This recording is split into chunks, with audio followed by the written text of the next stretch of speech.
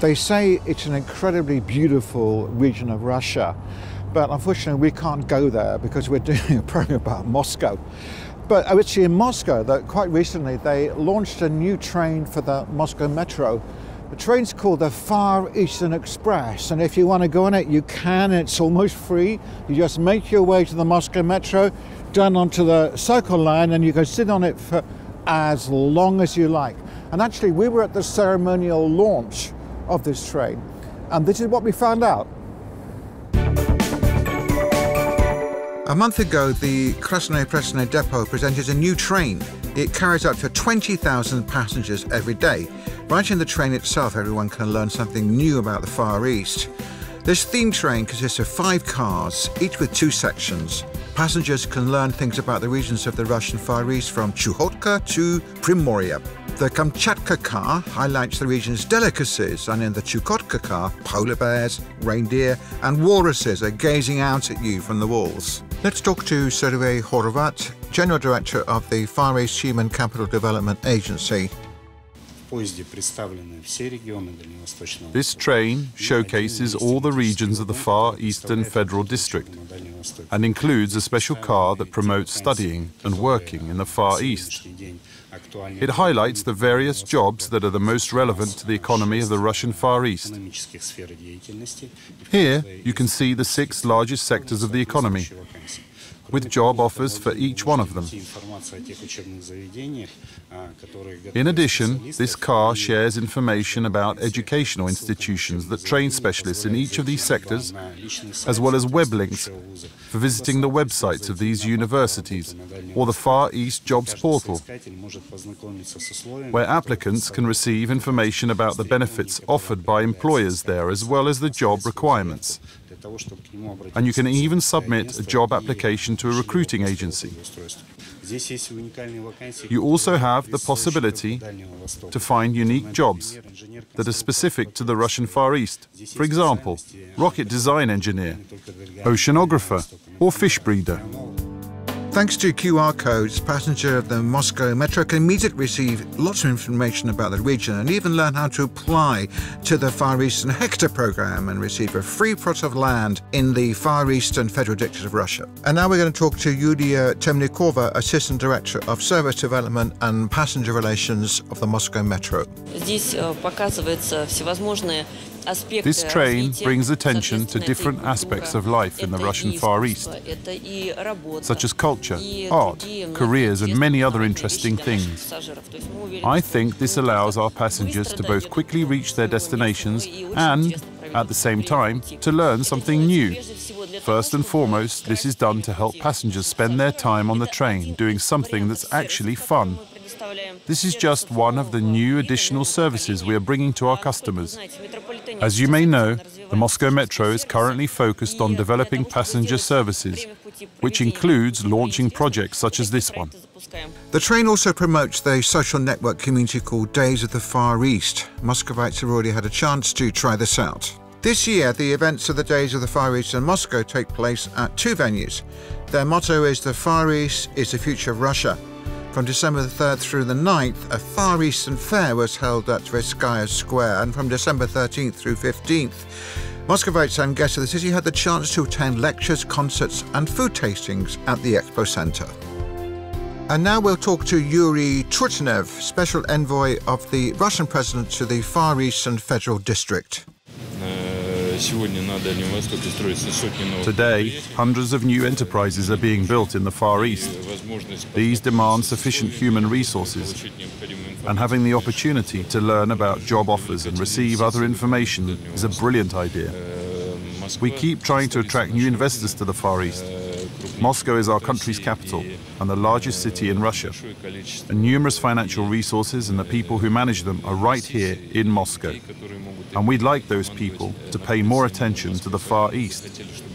We believe that establishing a new business and creating additional jobs is the first and most important step in the development of the region. But we're also well aware that this step alone isn't enough. We know that today in the Far East, it's necessary to build more hospitals, schools, kindergartens and roads. But let's put first things first. For starters, we need to earn money in order to spend it. Therefore, our current focus is on developing the economy, using what's already been done as a foundation. As of today, we've already attracted more than 200 billion rubles to the Far Eastern economy. And we're going to use that same money to further develop the regional economy and social infrastructure.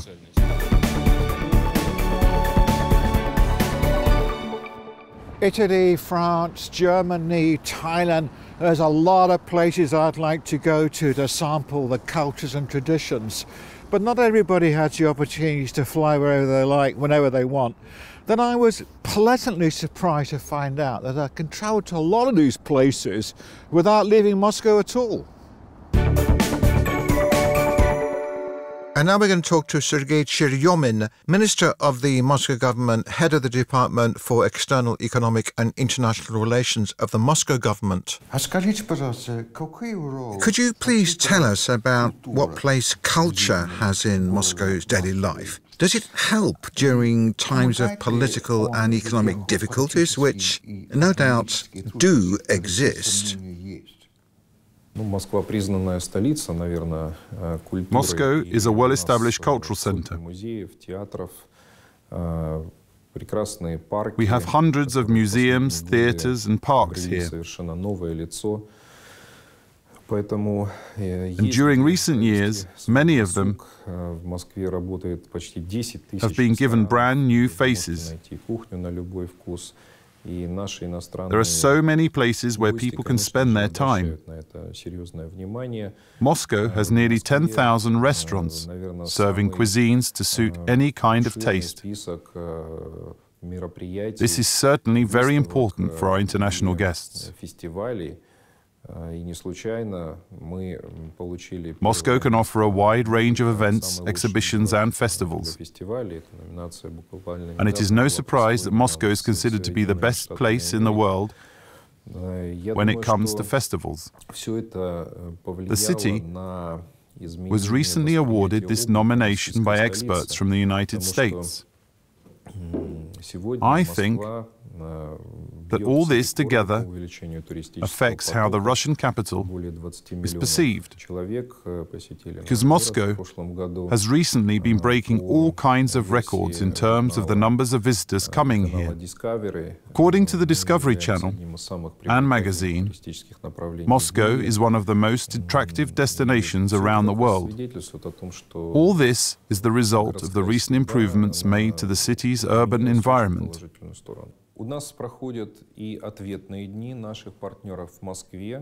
We also host days of our partner cities here in Moscow. The recent days of Düsseldorf in Moscow was a great success. Days of Singapore and Thai culture days in Moscow brought in large audiences as well.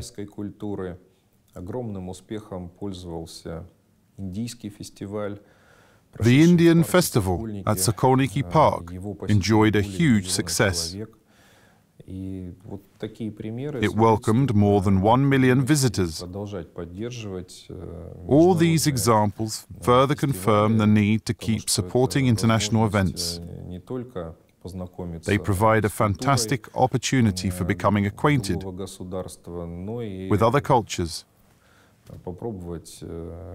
to have a taste of exotic cuisines, and to learn something about the history and traditions of other countries. Muscovites just love international events like that.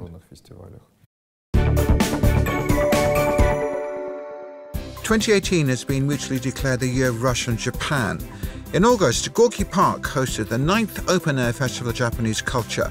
People had the chance to literally get a taste of Japan by participating in tea ceremonies and tasting traditional Japanese treats. There were dancers in kimonos as well as paper lanterns and lots of fun. This is what a Japanese summer in Moscow looks like. Various traditions from multiple festivals of the land of the rising sun were combined into one major event.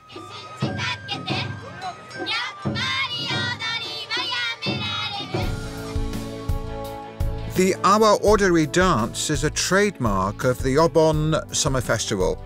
Anyone could join in and take part. You simply had to repeat after the dancers on stage. Awa Odori is also referred to as the Dance of Fools.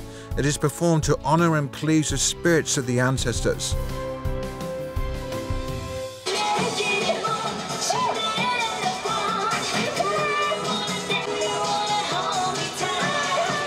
Nearby, ninjas on tatamis showing their secrets of using Japanese katana swords, nunchakas, or even hand fans for winning a fight.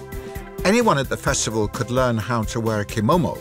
The most interesting part is the sash. How the bow will look ultimately depends on the character traits of the person wearing the kimono. There was also an unofficial cosplay competition. Born in Japan, cosplay is the performing art of everyday people impersonating anime, fantasy, or sci-fi characters. On the streets of the present-day Tokyo, it's much more common to meet people dressed up as anime characters rather than people wearing traditional kimono outfits. Russian cosplayers can hold their own against their Japanese rivals. Meanwhile, Sokolniki Park welcomed its visitors to the Festival of Thailand. And now we'll be talking to Thanatip Upatasinghe, Ambassador of the Kingdom of Thailand to the Russian Federation. We want to get to know Russia as well as we need Russian friends to understand and to know us as well. So this is the 5th Thai festival that organized in Moscow. Guests of the festival had the chance to taste exotic fruit, watch performances by Thai artists, and even learn how to cook tom yum soup. Let's talk to Ilya Kuzmin, Deputy Head of the Department for External Economic and International Relations of the Moscow government. We're currently working on attracting more tourists from Moscow, not only to the beaches of Thailand, but also to Bangkok as well, because Bangkok is a unique city. It's very interesting and has so many cultural points of interest that are definitely worth visiting. We're also trying to attract more people from Thailand to come to Moscow. Our countries are located at a great distance from each other, and flying from one to another takes a long time. Fortunately, this stops neither Muscovites nor people of Thailand from making the trip. As you may know, Moscow is rapidly changing, and what the Moscow government has been able to achieve under the leadership of Mr. Sobyanin over the past 7 or 8 years is unique. And our achievements have received great interest from both the governor of Bangkok and the Thai government. They visited Moscow on several occasions over the past 3 years, and they're eager to learn from our experience in many areas. We've also hosted many Thai culture festivals. They contribute greatly to the strengthening of relations between Moscow and Bangkok. And as you know, in 2017, we entered into a program of cooperation which envisages the development of countries' relations in terms of transport, education, travel, cultural heritage, and international trade. So, events like this one provide great support for this program, which we've begun in 2017. This year, the Festival of Thailand in Sokolniki Park brought in more than 60,000 visitors. For migrants, what is Russia? It's a bright, welcoming place. It's got a lot of potential. Migrants in general, they like Russia. They like the so-called Russian soul, and they're even prepared to forgive terrible weather, absolutely freezing weather. Moscow likes migrants as long as they work for the city and for citizens. Why not? Everything's just as it should be. Next time, we'll show you the other side of the coin. We'll show you how Muscovites are received abroad.